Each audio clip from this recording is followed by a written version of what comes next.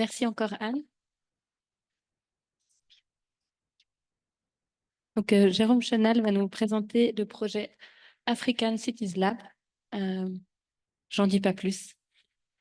Bonjour, merci beaucoup. Alors, je fais la suite de ma collègue, puisque je suis aussi de l'EPFL et en 2012, j'ai fait le premier MOOC. J'étais dans la première volée à l'EPFL sous Monsieur Bichère pour faire tous ces MOOC. Et puis, à un moment donné, on s'est rendu compte que moi, je travaille sur les questions africaines, urbaines, africaines, et j'étais loin de la physique, de l'algèbre linéaire et des cours de base de l'EPFL. Donc, à un moment donné, c'était un petit peu compliqué. Et puis, il y avait une forte demande du SECO, le secrétariat à l'économie, pour continuer ce type de cours, puisque j'avais commencé avec un premier MOOC qui s'appelle Villes africaines, introduction à la planification urbaine. Donc, pour ceux qui veulent aller après sur Coursera, vous verrez, hein, c'est un vieux MOOC puisqu'il a plus de 12 ans maintenant. On a fait pas mal d'évolutions depuis. Et puis, le SECO a été intéressé par poursuivre cette expérience. Et puis, on s'est dit, pourquoi pas? Alors, ça pose des soucis quand on veut utiliser une plateforme de type Coursera, c'est qu'il faut être membre de Coursera pour pouvoir utiliser la plateforme. Et donc, ça veut dire que tous mes collègues africains qui ne sont pas membres pour X raisons, et la première étant qu'ils n'ont pas les moyens d'être membres, étaient limités. Et puis ensuite, on a une série de cours, et moi, c'était des choses très spécifiques que je voulais mettre en œuvre. Donc, on a décidé de créer nous-mêmes notre plateforme, notre Coursera à nous, plutôt edX, puisqu'il fallait un open edX et trouver une plateforme qui nous permettait de nous héberger. Et puis, il fallait créer les cours et ensuite, il fallait créer tout le reste. Donc, on est reparti de zéro avec le SECO. Mais avant ça, je veux juste parler du Centre Excellence in Africa, qui est une grande initiative de l'Université Mohamed VI Polytechnique au Maroc et de l'EPFL, qui fait la promotion de la recherche et de la formation d'excellence sur l'ensemble du continent africain. Donc, le but n'est pas, comme sur RFI, d'aller parler en français facile, mais d'imaginer que l'excellence est partout dans le monde et notamment en Afrique, et puis de travailler avec les gens qui sont eux aussi excellents. Et donc, c'est ce qu'on est en train d'essayer et de promouvoir. Dans cette initiative, on a plusieurs axes. On fait du Junior Faculty Development, c'est des projets de recherche entre des jeunes professeurs en Afrique et des professeurs à l'EPFL. On finance des PhD dans les universités africaines. La codirection se fait à l'EPFL, il n'y a pas de co-tutelle, il n'y a pas de PhD à l'EPFL, mais dans les institutions, ce qui permet de les renforcer. Et puis, on a l'axe Digital Education que je vais utiliser aujourd'hui pour vous parler de l'African Cities Lab. On est en train de finaliser le Digital Solution for Sustainable Cities in West Africa, un grand programme de la coopération suisse qui veut tester le rôle du numérique dans la gestion des villes et notamment des villes africaines. Bon, ça, j'ai fini rapidement. C'était à la fois la petite page de pub pour le centre que je gère et que je dirige, et à la fois pour vous dire que ce projet d'African Cities Lab est un projet qui vient dans un projet beaucoup plus vaste à l'EPFL sur les questions africaines. Alors voilà le footprint de notre centre. Donc on travaille dans une vingtaine de pays aujourd'hui. Je reviens au contexte de l'African Cities Lab avec, je vais passer rapidement là-dessus, mais il y a une explosion démographique en Afrique, donc il y a une explosion des villes. Forcément, on va avoir des centaines de millions d'urbains en plus, et on sait, et vous avez vu sans doute quelques images parfois, qu'il y a quelques soucis dans la plupart des villes africaines. Donc, imaginez les soucis x2 ou x4 dans certaines villes, ça va commencer à grincer sérieusement. Donc, on doit commencer à réfléchir un petit peu différemment, en sachant qu'on a des ressources qui sont relativement faibles.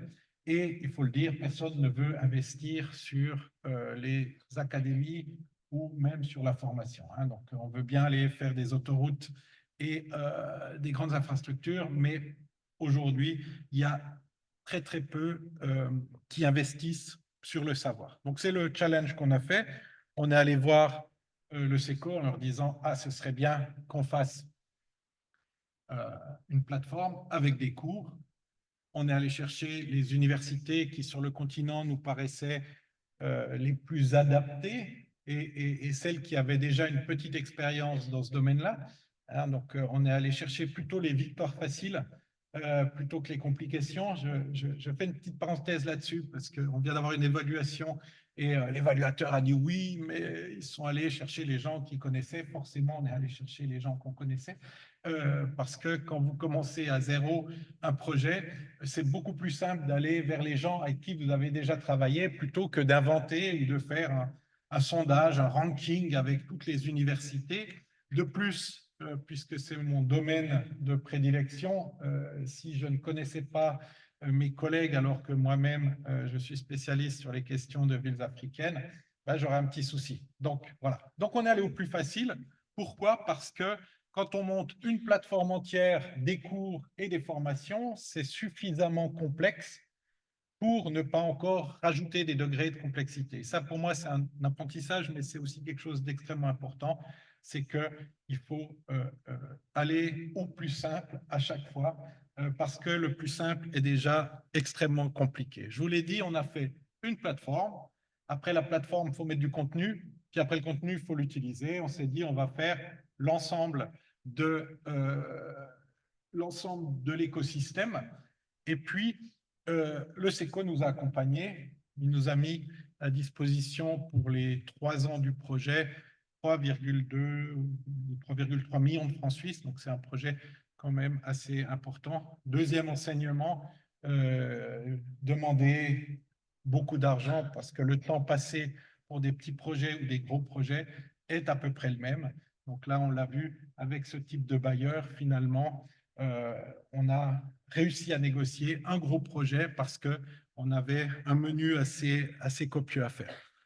Je passe sur les questions de gouvernance parce qu'il y avait un organigramme, mais de nouveau, in fine, on a un contrat qui est entre le secrétariat à l'économie et les PFL et que finalement, tout ce genre de choses se dissipe un peu dans le contrat et les livrables puisque à la fin, on va être jugé sur est-ce que vous avez la plateforme, est-ce qu'elle tourne, oui, non, et si elle ne tourne pas, eh ben, on fait jusqu'à ce qu'elle tourne puisque c'est contractuel.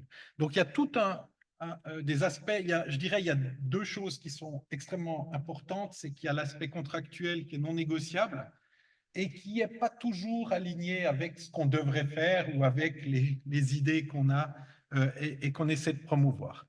Voilà, on a cette plateforme, on a fait un hébergement sur cloud. Pourquoi? Parce qu'on a essayé autrement, on voulait mettre ça au Bénin.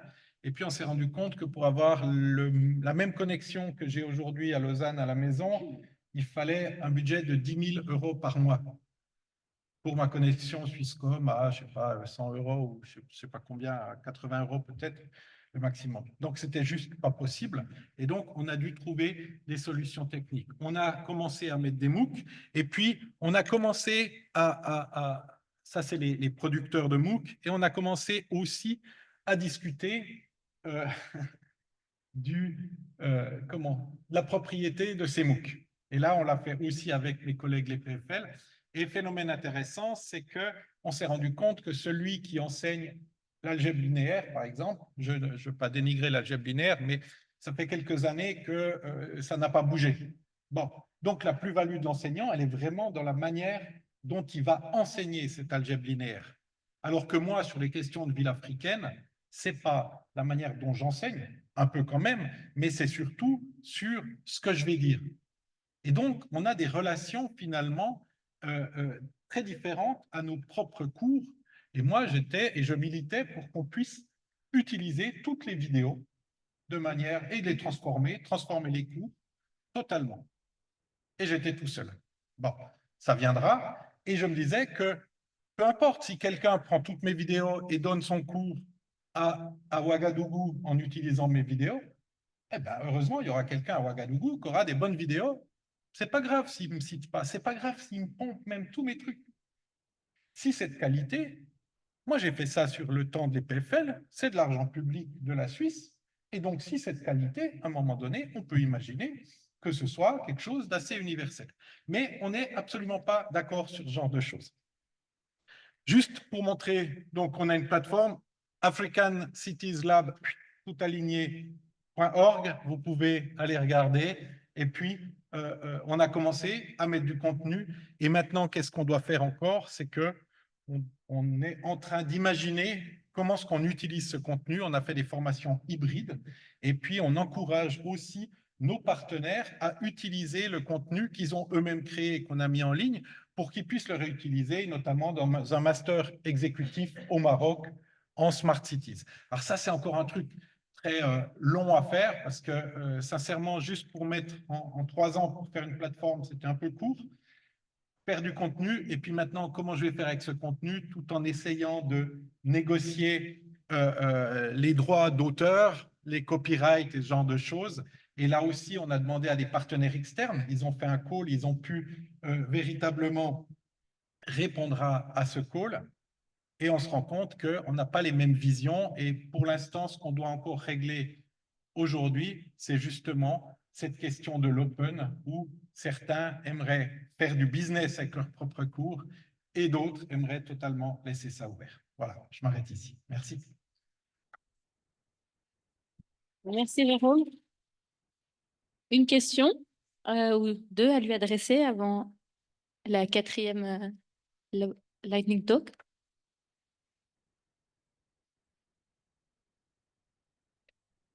J'aurais pu parler une minute de plus, vous voyez. C'est vrai.